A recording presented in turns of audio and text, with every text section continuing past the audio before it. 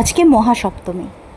হ্যাঁ, আমাদের মধ্যে প্রত্যেকের মধ্যে সেই ভেতো বাঙালিটি জীবিত আছে।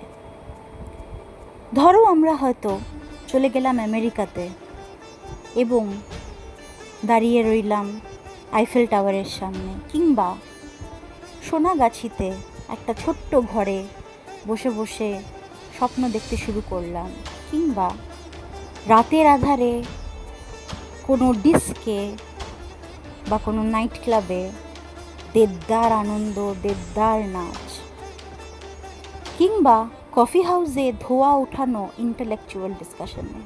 হ্যাঁ, আমাদের সবার মধ্যে সে ভেতো বাঙালিটি আছে যে দুর্গাপুজোর জন্য তীর্থের কাকের মতো চেয়ে থাকে। শুভ মহাসপ্তমী।